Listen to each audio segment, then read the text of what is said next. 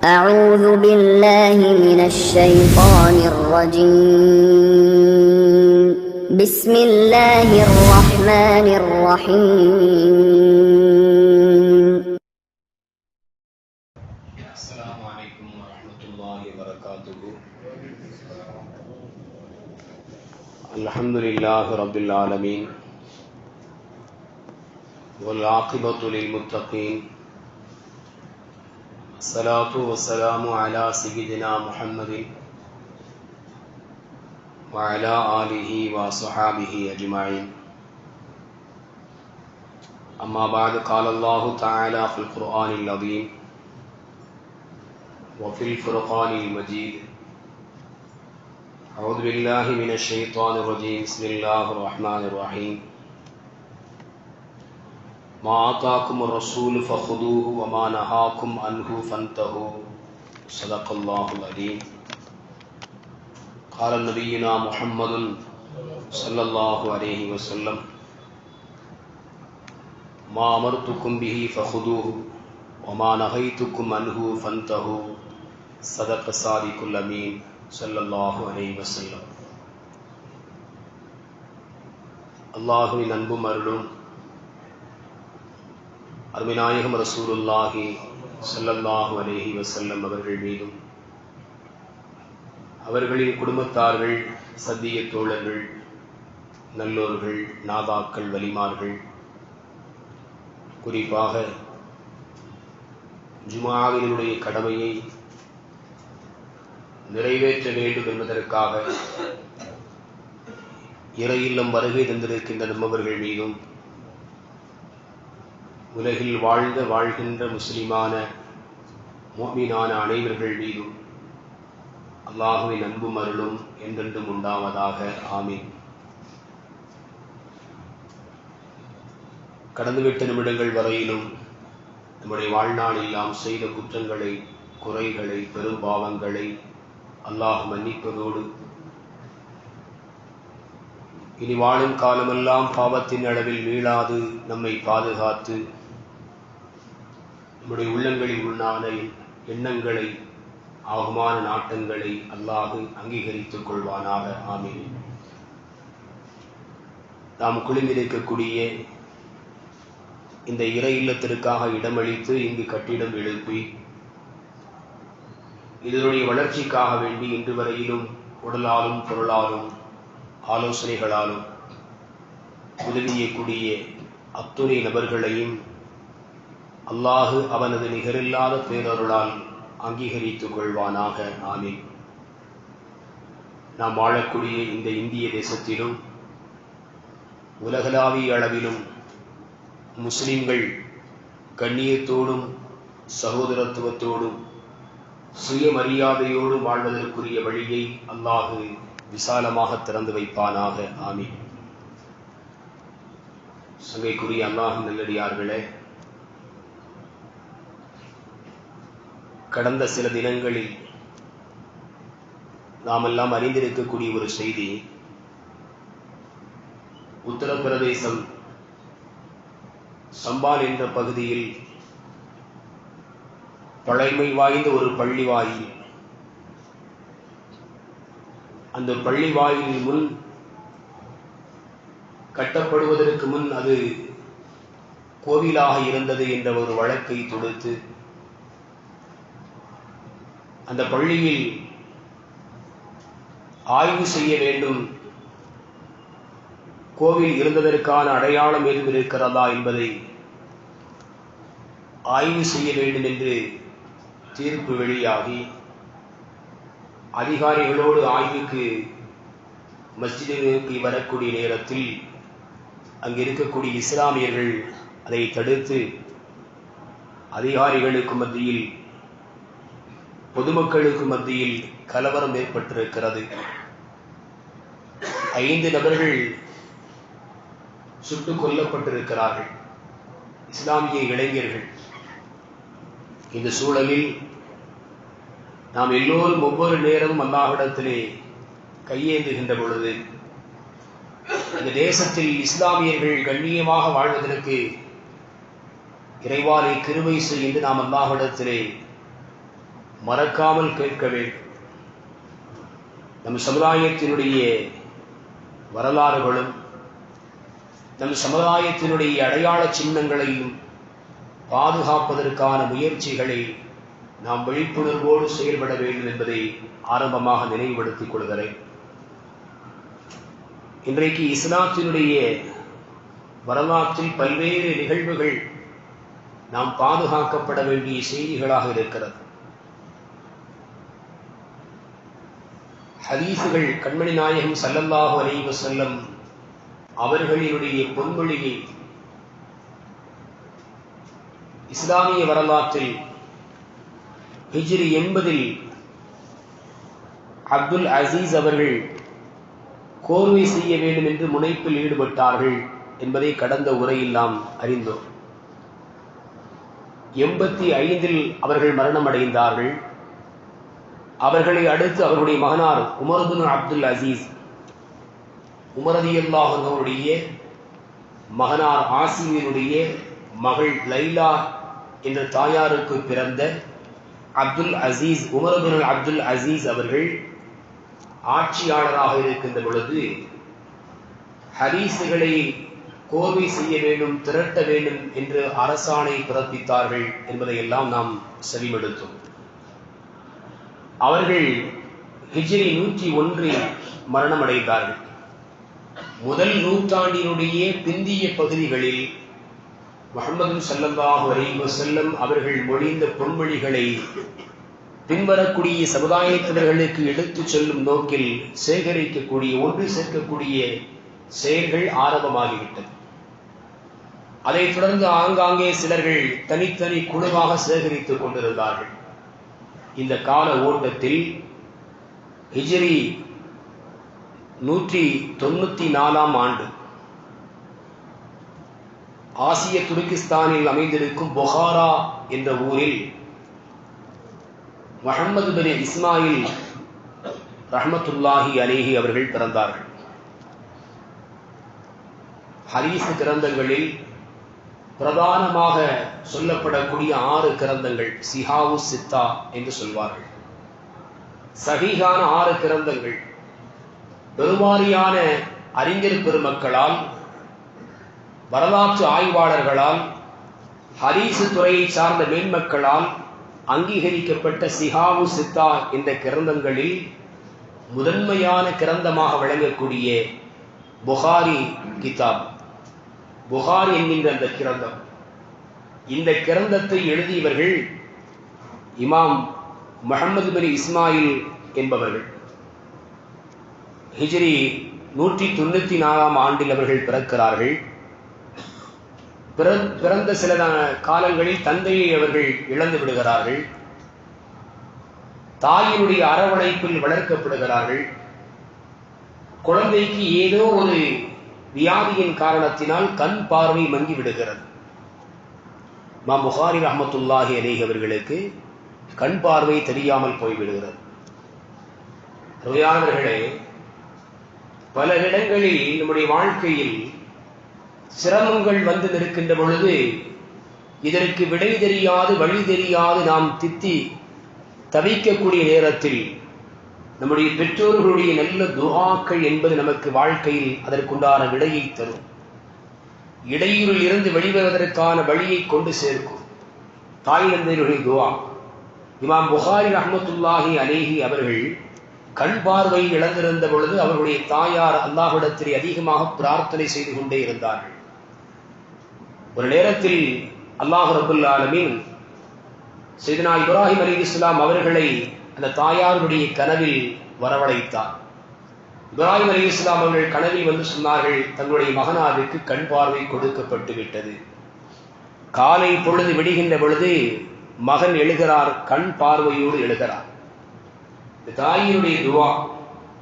இமாம் புகாரி ரஹ்மத்துல்லாஹி அலைஹி அவர்களுடைய வாழ்க்கையில் இந்த வரலாறுகளை நாம் தெரிந்து வைத்திருப்பதோடு அவருடைய வாழ்க்கையில் நடந்த ஒவ்வொரு நிகழ்வுகளில் நமக்கான ஏராளமான படிப்பினைகள் இருக்கிறது என்பதை நாம் புரிந்து கொள்ள வேண்டும். ஏதோ ஒரு வரலாறு என்பதாக நாம் கடந்துவிடக்கூடாது. அல்லாஹ் அண்ணல் நபிகள் நாயகம் ஸல்லல்லாஹு அலைஹி வஸல்லம் அவர்களினுடைய பொன்மொழிகளை அவர்கள் மொழிந்த அந்த வார்த்தைகளை உலகம் உள்ள வரையிலும் உள்ள மக்களுக்கு கொண்டு சேர்ப்பதற்கு, சேகரிப்பதற்கான, இந்த ஹதீஸுகளை ஒன்று சேர்ப்பதற்கான ஒரு நபரை அல்லாஹ் தேர்வு செய்திருக்கிறான். அவர்கள் எப்படி வாழ்ந்தார்கள் என்பதை என்கின்ற கண்ணோட்டத்தோடு நாம் பார்க்க வேண்டும். இமாம் புகாரி ரஹ்மத்துல்லாஹி அலைஹி அவர்கள் நல்ல நினைவாற்றல் உள்ளவர்களாக இருந்தார்கள். தாயோடு தன்னுடைய சகோதரனுமாக சேர்ந்து புகாராவிலிருந்து மக்காவிற்கு ஹஜ்ஜிக்கு வருகிறார்கள்.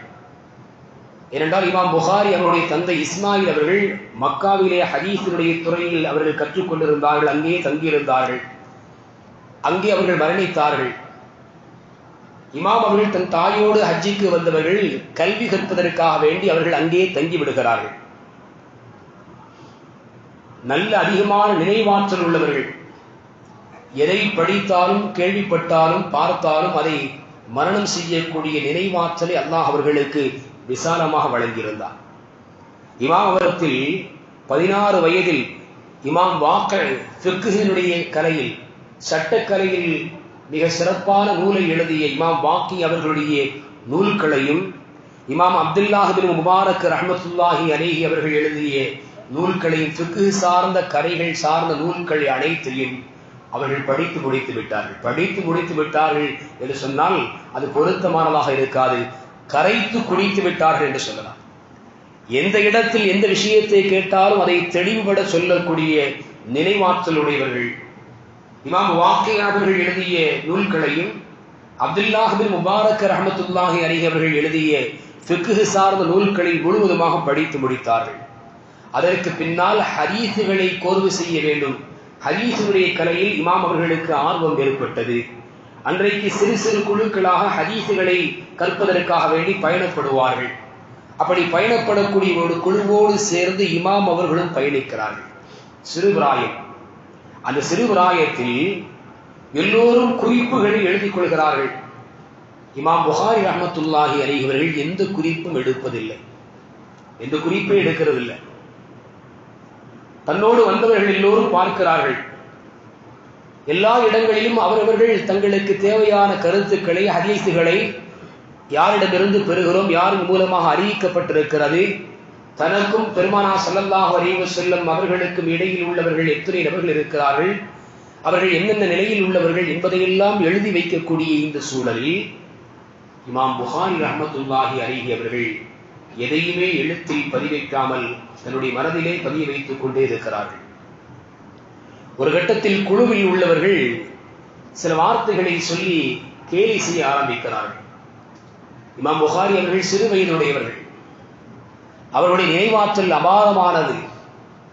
இமாம் புகாரி அவர்கள் சொன்னார்கள், நீங்கள் இதுவரையிலும் இந்த பயணத்தில் சேகரித்த ஹதீஸுகளை எழுதி வைத்திருக்கக்கூடிய உங்களுடைய ஏடுகளை கொண்டு வாருங்கள், உங்களுடைய ஏடுகளை எல்லாம் கொண்டு வாங்க.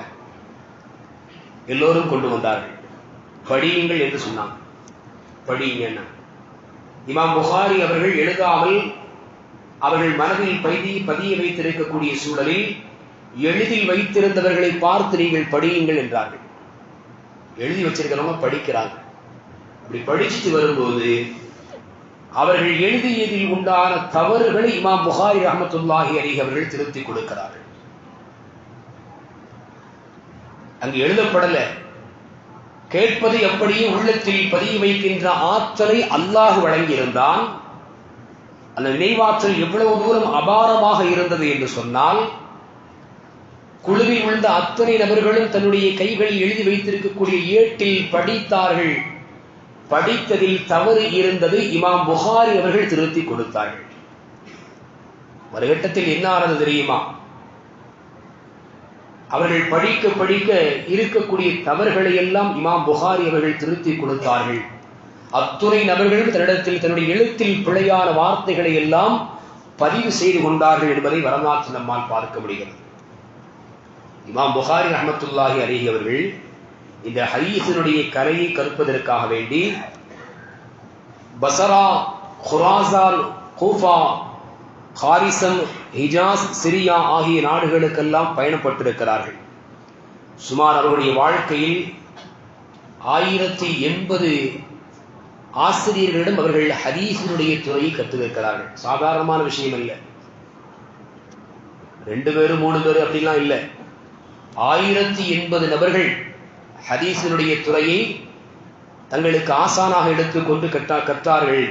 மிக பிரதானமான 4 நபர்கள் வரலாற்றில் இடம்பெறக்கூடியவர்கள். இஸ்ஹாக் பின் ராஹவை ஹதீஸ் துறையில் மிகப்பெரிய இமாம், அவர்கள் மிகச்சிறந்த இமாம் அன்றைய காலத்தில். அவர்களுக்குரிய மாணவர் இமாம் புகாரி. அலி இப்னு மத்தீன் மிகச்சிறந்த மேதை, அவர்களை ஆசானாக பெற்றார்கள். ஹைதபா இப்னு சயீத் இவர்களும் ஆசானாக இருந்தார்கள். இமாம் அஹ்மது பின் ஹம்பல் ரஹ்மத்துல்லாஹி அலைஹி அவர்களும் இமாம் புகாரி முஹம்மது பின் இஸ்மாயில் அவர்களுக்கு ஆசானாக விளங்கினார்கள். தன்னுடைய 18வது வயதில் தாரீகே கபீர் என்கின்ற ஒரு நூலை அவர்கள் எழுதினார்கள். இமாம் புகாரி ரஹ்மத்துல்லாஹி அலைஹி எழுதின முதல் நூல் தாரீகே கபீர். அந்த நூலில் சஹாபாக்களுடைய சிறப்பம்சங்கள், பெருமானார் ஸல்லல்லாஹு அலைஹி வஸல்லம் அவர்கள் சொன்ன ஹதீஸினுடைய சில விஷயங்களை இமாம் புகாரி ரஹ்மத்துல்லாஹி அலைஹி அவர்கள் தன்னுடைய முதல் நூலான தாரீகே கபீரில் அவர்கள் எழுதினார்கள். இந்த கல்விக்காக வேண்டி எவ்வளவு தூரம் அவர்கள் பயணப்பட்டிருப்பார்கள் என்பதை அவர் குறித்து அவர்கள் சொல்கின்ற பொழுது, ஷாமில் இருந்து மிஸ்ருக்கும், ஜெசீராவிற்கும் 2 முறையும், பசராவிற்கு 4 முறையும், ஹிஜாஸில் 6 ஆண்டுகள் தங்கியிருந்தேன். கூஃபாவிற்கும் பகதாதிற்கும் எத்தனை முறைகள் நான் நடந்திருப்பேன் என்பது எனக்கே தெரியாது என்கிறார்கள் இமாம் புகாரி ரஹ்மத்துல்லாஹி அலைஹி. இன்றை போன்று உண்டான சௌகரியங்கள் அல்ல. விமானத்தில் ஏறி மணிக்கணக்கில் நாடுகளை கடந்து செல்லக்கூடிய பயணத்தினுடைய வசதிகள் எல்லாம் இன்றைக்கு வாகனத்தினுடைய வசதிகள் இல்லாத காலம் என்று. அன்றைய காலத்தில் பயணமாக பயணப்படுவார்கள், அல்லது ஒட்டகங்கள் குதிரைகளில் அல்லது கோவேரி கழுதைகளில் பயணப்படுவார்கள். இப்படியான பல்வேறு சிரமங்களை உள்ளடக்கிய பல பகுதிகளுக்கு, பல நாடுகளுக்கு இமாம் புகாரி ரஹ்மத்துல்லாஹி அலைஹி அவர்கள் ஹதீஸுகளை கற்பதற்காக வேண்டி பயணப்பட்டார்கள். அவருடைய ஆசிரியர்களுடைய பாராட்டு அந்த மாணவர் அவர்களுக்கு எவ்வளவு மிகப்பெரிய ஒரு துஆவாக அமைந்தது. இமாம் அஹ்மது பின் ஹம்பல் ரஹ்மத்துல்லாஹி அலைஹி அவர்கள் ஒரு நேரத்தில் சொன்னார்கள், குராசான் மண் முஹம்மது பின் இஸ்மாயில் அவர்களை போன்று ஒருவரை பெற்றெடுக்கவில்லை. கல்வியில் ஹதீஸ் துறையில் மிகச்சிறந்து விளங்கக்கூடிய முஹம்மது பின் இஸ்மாயில் அவர்களை போன்று ஒரு நபரை குராசான் மண் பெற்றெடுக்கவில்லை என்றார்கள் இமாம் அஹ்மது பின் ஹம்பல் ரஹ்மத்துல்லாஹி அலைஹி அவர்கள். அறிவாற்றல் மிக தேர்ந்தவர்கள். ஹைதபா இப்னு சயீத் தன்னுடைய உஸ்தாதிடத்தில் அமர்ந்து கொண்டிருக்கக்கூடிய ஒரு நேரத்தில் ஒரு கேள்வி ஒருத்தர் கேட்கிறார். என்ன கேள்வி முன்வைக்கிறாரு? குடிபோதையில் ஒருவர் தன் மனைவியை தலாக்கு சொல்லிவிடுகிறார். அது குறித்து உங்களுடைய ஃபத்வா தீர்ப்பு என்ன என்று ஹைதபா இப்னு சயீத் இமாம் புகாரி அவர்களுக்குரிய உஸ்தாத் அவங்கள்ட்ட கேட்கிறாங்க. அந்த நேரத்தில் சபைக்கு இமாம் புகாரி அவங்க வந்த உடனே ஹைதபா இப்னு சயீத் உஸ்தாத் அவங்க சொல்றாங்க, இதோ அஹ்மது பின் ஹம்பல், இஸ்ஹாக் பின் ராஹவைஹி, அலி இப்னு மத்தீன் ஆகிய 3 பெருமக்களினுடைய கல்வியை முழுவதுமாக பெற்ற நபர் இதோ வந்துவிட்டார். அவரிடத்தில் உங்களுடைய கேள்வியை கேளுங்கள் என்றார். சாதாரணமான வார்த்தை அல்ல. இந்த 3 இமாம் புகாரி அவர்களுடைய ஆசிரியர்கள். இவர்களும் ஆசிரியர், பெரும் மேதைகள், ஹதீஸ் துறையில் பெரும் மேதை. இமாம் அஹ்மது பின் ஹம்பல் அவர்கள் ஒரு மதுஹபினுடைய சட்டதிட்டங்களை தொகுத்து கொடுத்தவர்கள், மிகச்சிறந்த ஹதீஸ் நூலை எழுதியவர்கள், கோர்வை செய்தவர்கள். அவர்கள் எல்லாம் ஆசிரியர்கள்.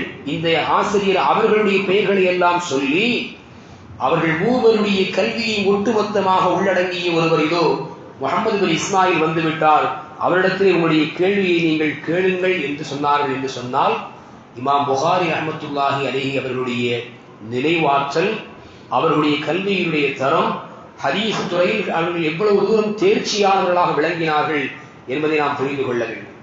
இஸ்ஹாக் பின் ராஹவைஹி உஸ்தாத் அவங்க பாடம் நடத்திட்டு இருக்கிறாங்க. ஒரு ஹதீஸை வாசிக்கின்ற பொழுது ஒரு தவறு ஏற்படுகிறது. இமாம் புகாரி அவர்கள் எழுந்து சொன்னார்கள், இது தவறு. மாணவர் தவறை மாணவர் சுட்டி காட்டுகின்ற பொழுது பல இடங்களில் நம்மால் பார்க்க முடிகின்ற ஒரு செய்தி, ஆசிரியருக்கு கோபம் வந்துவிடும். ஆனால் இங்கு இமாம் அவர்களுடைய தரத்தை, அவர்களுடைய நினைவாற்றலை, ஹதீஸ் கலையில் அவர்கள் இவ்வளவு தூரம் தேர்ச்சியானவர்கள் என்பதை விளங்கி வைத்திருந்த ஆசான் இஸ்ஹாக் இப்னு ராஹவேஹி அவர்கள் தன்னுடைய ஹதீஸ் பாடம் நடத்துவதை நிறுத்திவிட்டு தன்னுடைய ஹதீஸை ஆர்வமாக கேட்டுக் கொண்டிருந்த அனைத்து நபர்களுக்கும் சொன்னார்கள், இதோ இந்த இளைஞர் சொல்லக்கூடிய கருத்தை நீங்கள் பதிவு செய்து கொள்ளுங்கள். இந்த இளைஞர் முகமது பின் இஸ்மாயில் அவர்கள் எதை சொல்கிறார்களோ அதை நீங்கள் இந்த ஹதீஸ் விஷயத்தில் நீங்கள் பதிவாக்கிக் கொள்ளுங்கள். சொல்லிட்டு இன்னொரு விஷயத்தை சொன்னாங்க. இவர்கள் இந்த முகமது பின் இஸ்மாயில் என்ற இந்த இளைஞர் இமாம் ஹசன் பஸ்ரி ரஹ்மத்துல்லாஹி அலைஹி அவர்களுடைய காலத்தில் அவர்கள் வாழ்ந்திருப்பார்களே, ஆனால் ஃபிக்ஹ் கலையிலும் ஹதீஸ் துறையிலும் இமாம் ஹசன் பஸ்ரி ரஹ்மத்துல்லாஹி அலைஹி மிகப்பெரிய மேதை, தாபியீன்களில் கட்டுப்பட்டவர்கள், மிகச்சிறந்த தஃப்சீர்களுக்கெல்லாம் விளக்கம் சொல்லக்கூடியவர்கள். அவர்களுடைய பெயரை குறிப்பிட்டு உஸ்தாத் இஸ்ஹாக் இப்னு ராஹவேஹி சொல்கிறார்கள், ஹசன் பஸ்ரி ரஹ்மத்துல்லாஹி அலைஹி அவர்களுடைய காலத்தில் இந்த முஹம்மது பின் இஸ்மாயில் அவர்கள் வாழ்ந்திருந்தால் ஹதீஸ் துறைகளிலும் ஃபிக்ஹிலும் இவர்களை அவர்கள் பின்பற்றியிருப்பார்கள் என்று இஸ்ஹாக் இப்னு ராஹவேஹி உஸ்தாத் அவர்கள் அங்கே இருக்கக்கூடிய அனைவரிடத்திலும் தன்னுடைய மாணவர் இமாம் புகாரி ரஹ்மத்துல்லாஹி அலைஹி குறித்து சொன்னார்கள். அபாரமான நினைவாற்றல் உள்ளவர்கள் எல்லோரும் இமாம் புகாரி அவர்களை பார்க்க வேண்டும் என்ற ஆலிம்கள், அன்றைக்கு ஹதீஸ் துறையை கற்றுக்கூடியவர்கள், கற்றவர்கள் எல்லோரும் ஆசை கொண்டார்கள். பகதாதிற்கு ஒரு நேரத்தில் இமாம் புகாரி அவங்க வந்தாங்க. பகதாத் மாநகரம் என்பது கல்வியினுடைய அரசர்களை கொண்ட மாநகரம். நிறைவான ஆலிம் பெருமக்கள் வாழக்கூடிய அந்த பகுதி. அந்த பகதாதில் ஒரு நிகழ்ச்சி ஏற்பாடு செய்யப்பட்டிருந்தது. இமாம் புகாரி ரஹ்மத்துல்லாஹி அலைஹி அவர்களுடைய அந்த நினைவாற்றலை பரிசோதிப்பதற்காக வேண்டி ஒரு நிகழ்ச்சி ஏற்பாடு செஞ்சிருந்தாங்க. அங்கு முஹத்தீஸ்கள், ஹதீஸ் கலையை சார்ந்த அறிஞர் பெருமக்கள் 10 தேர்வு செய்து அந்த 10 நபர்களில் ஒவ்வொருவரும் 10 ஹதீஸ்களை சொல்ல வேண்டும். இந்த 10 ஹதீஸ்களை மொழிகின்ற பொழுது இந்த ஹதீஸை அறிவிக்கக்கூடியவர்கள், அன்றைக்கு அவர்களுடைய உஸ்தாதிற்கு யார் மூலமாக கிடைக்கப்பட்டதோ முஹம்மது ஸல்லல்லாஹு அலைஹி வஸல்லம் அவர்கள் அடுத்து அவர்களிடமிருந்து கேள்விப்பட்ட சஹாபி, அவர்களிடமிருந்து கேள்விப்பட்ட சஹாபி, அவர்களை அடுத்து கேள்விப்பட்ட தாபியங்கள், அவர்களை அடுத்து உள்ள தபா தாபியங்கள், இப்படி வரிசை பிரகாரம் ஹதீஸ் முறை பிரகாரம் வர வேண்டும். இப்படி ஒவ்வொரு ஹதீஸினுடைய அறிவிப்பாளர்களுடைய தொடரில் மாற்றமாக சொல்ல வேண்டும். எது சரியோ அந்த சரியானது என்ன செய்யக்கூடாது, சொல்லக்கூடாது. ஒவ்வொருவரும் 10 ஹதீஸுகள், அந்த 10 ஹதீஸுகளில் ஒவ்வொரு ஹதீஸிற்கும் அறிவிப்பாளர்களுடைய தொடரை, இஸ்னாதை மாற்றி மாற்றி சொல்ல வேண்டும். இமாம் புகாரி அவர்கள் இது எப்படி சரி செய்கிறார்கள், அவர்கள் எப்படி அதை ஏற்றுக்கொள்கிறார்கள் என்பதை பரிசோதிப்பதற்கான ஒரு நிகழ்வு. மக்கள் எல்லாம் ஒன்று கூடியிருந்தார்கள். முதலாவதாக ஒருவர் எழுந்தார், ஹதீஸ் ஒன்றை வாசித்தார். அந்த ஹதீஸ் அறிவிப்பாளர்களுடைய பட்டியலை வாசித்தார். இமாம் புகாரியிடத்தில் இந்த ஹதீஸை குறித்து கேட்கப்பட்டது. இமாம் புகாரி அவர்கள் மௌனமாக இருந்தார்கள். எனக்கு தெரியாதுதான். அடுத்த ஹதீஸ். இப்படி 10 நபர்களும் 10 ஹதீஸுகளை அவரவர்களுக்குரிய ஒவ்வொரு ஹதீஸுகளினுடைய அறிவிப்பாளருடைய பெயர்களில் மாற்றம் செய்து பிறந்த ஊர்களை மாற்றுவது, வாழ்ந்த வரலாறுகளை மாற்றுவது, இப்படியான மாற்றமான நிலையில் அறிவித்தார்கள்.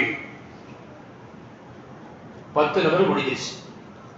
மக்களுக்கெல்லாம் சாதாரணமான ஒரு நிலை ஏற்பட்டுவிட்டது. இமாம் புகாரி அவர்களுடைய நினைவாற்றலை பற்றி மிக பிரபலியமாக நாம் எல்லாம் கேள்விப்பட்டிருக்கிறோம். ஆனால் இங்கு இமாம் புகாரி அவர்கள் தனக்கு எதுவும் தெரியாது என்று சொல்லி அமர்ந்திருக்கிறார்களே என்று எல்லோரும் வியந்து இருக்கக்கூடிய நேரத்தில் இமாம் புகாரி ரஹ்மத்துல்லாஹி அவர்கள் எழுந்து வாய் திறந்து ஹதீஸை மொழி ஆரம்பித்தார்கள்.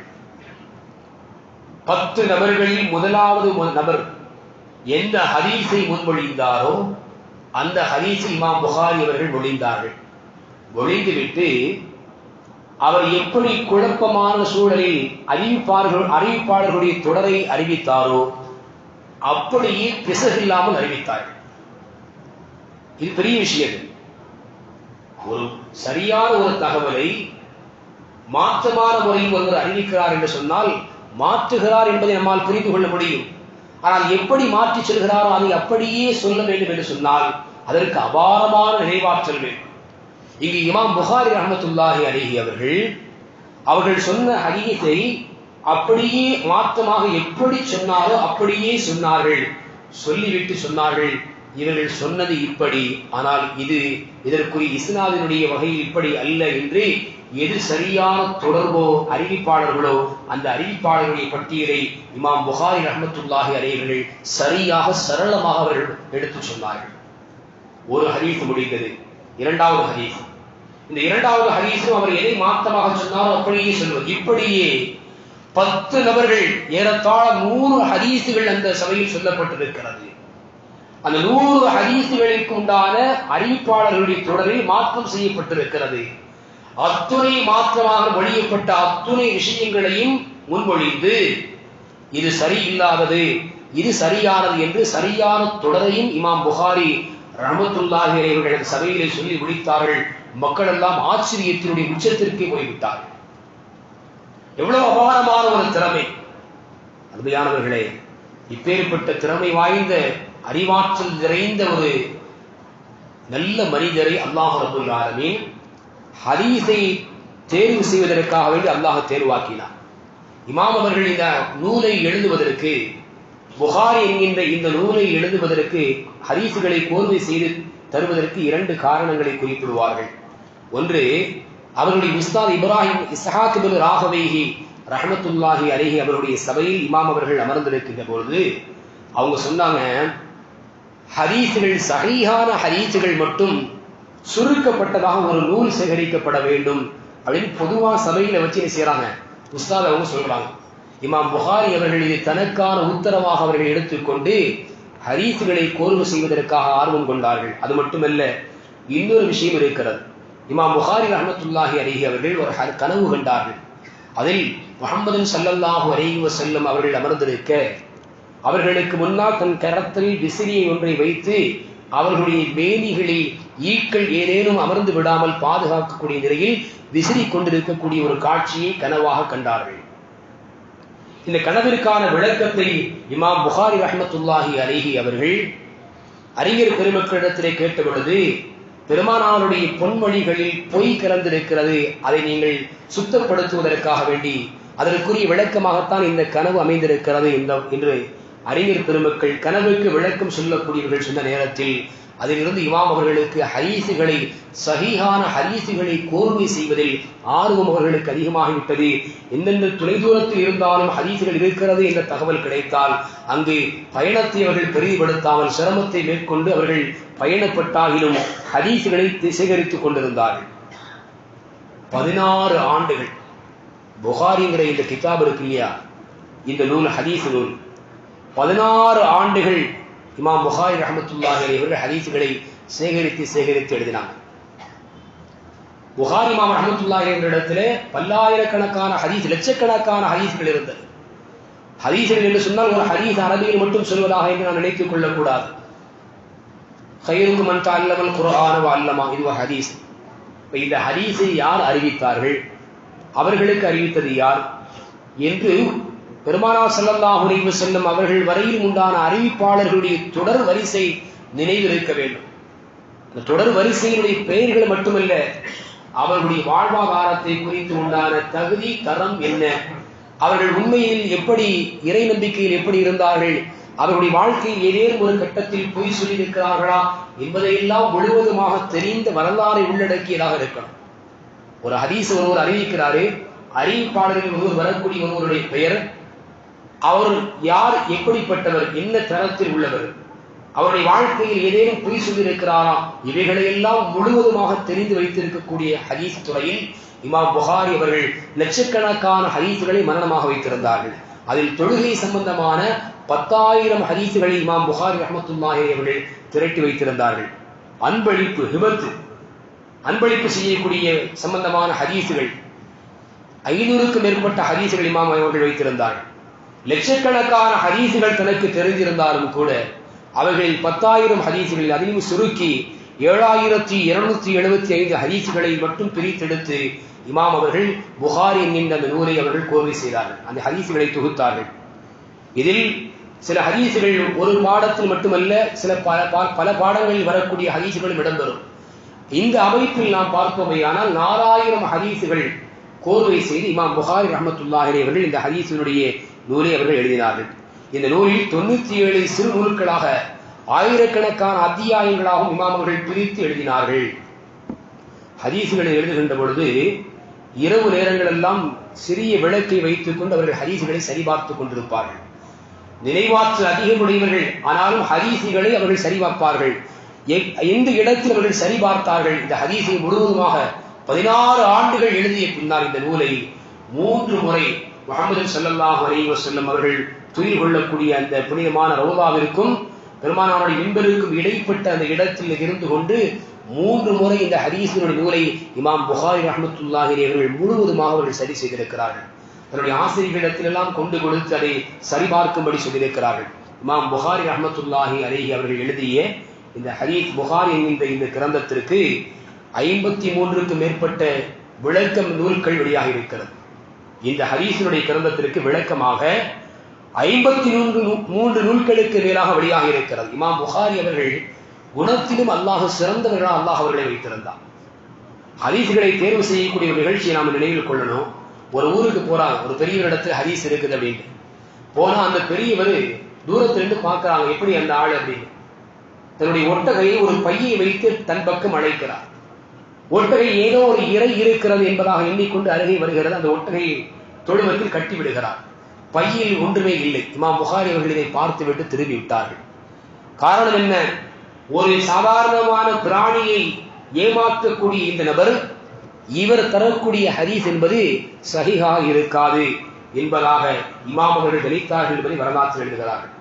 அருமையானவர்களே, இமாம் புகாரி ரஹ்மத்துல்லாஹி அலைஹி அவர்கள் வியாபாரத்திலும் கூட தனக்கு எது வாக்குறுதியாக முந்திவிட்டதோ அதைத்தான் அவர்கள் தேர்வு செய்தார்கள். ஒருவர் வந்தார், வியாபாரம் செய்தார், 500 திர்ஹம் லாபம் கிடைக்கக்கூடிய வியாபாரம். வாக்குறுதியை அவர்கள் ஏற்றுக்கொண்டார்கள். வியாபாரத்தினுடைய ஒப்பந்தம் ஏற்றுக்கொண்டார்கள், முடிந்துவிட்டது. அதை அடுத்து இன்னொருவர் வந்தார், 10,000 திர்ஹத்திற்கு லாபத்திற்காக அந்த பொருளை எனக்கு தாருங்கள் என்று சொன்னார். இமாம் புகாரி அவர்கள் மறுத்து விட்டார்கள். இப்படிப்பட்ட பரிசுத்தமான வாழ்க்கையை உடையவர்களாக இமாம் புகாரி ரஹ்மத்துல்லாஹி அவர்கள் வாழ்ந்தார்கள். 62 ஆண்டுகள் இந்த உலகத்தில் அவர்கள் வாழ்ந்தார்கள். 62 ஆண்டுகள் நிறைவடைவதற்கு 12 நாட்கள் மீதமாக இருந்தது. இந்த நிலையில் இமாம் புகாரி ரஹ்மத்துல்லாஹி அவர்கள் மரணத்தை தழுவினார்கள் என்பதை அவருடைய வரலாற்று நம்மால் பார்க்க முடியும். அருமையானவர்களே, இஸ்லாம் என்பது மிகப்பெரிய வரலாற்றினுடைய பாதையை உள்ளடக்கியதாக இருக்கிறது. நம்முடைய வாழ்க்கையில் இஸ்லாம் சம்பந்தமான இந்த இஸ்லாம் வளர்ச்சி பாதையில் எட்டுவதற்கான யாரெல்லாம் இந்த வரலாற்றில் பாதங்களாக உதவிகளாக இருந்தார்களோ அவருடைய நிகழ்வுகளை வரலாறுகளை நாம் புரிந்து கொள்ள வேண்டும். நம்முடைய பிள்ளைகளுக்கும் எடுத்துச் செல்ல வேண்டும். குறிப்பாக இந்த தேசத்திலும் உலகளாவிய அளவிலும் இஸ்லாமியர்கள் அச்சமற்ற நிலையில் கண்ணியத்தோடு வாழ்வதற்காக அல்லாஹ்விடத்திலே எல்லா நேரமும் நாம் துஆ செய்ய வேண்டும்.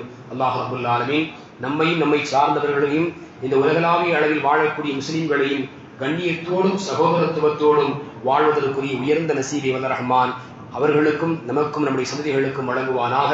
இஸ்லாத்துடைய வழியில் யாரெல்லாம் மிகப்பெரிய தியாகத்தை பங்களிப்பு செய்தார்களோ அத்தகைய பெருமக்களினுடைய வாழ்க்கையின் மூலமாக பெறக்கூடிய படிப்பினைகளை கொண்டு நம்முடைய வாழ்க்கையை சரியான பாதையில் அமைத்துக் கொள்வதற்கான வழியை வல்ல ரஹ்மான் விசாலமாக திறந்து வைப்பானாக. வ ஆகிரு தஅவானா அல்ஹம்துலில்லாஹி ரப்பில் ஆலமீன். அஸ்ஸலாமு அலைக்கும் வரஹ்மத்துல்லாஹி வபரகாத்துஹு.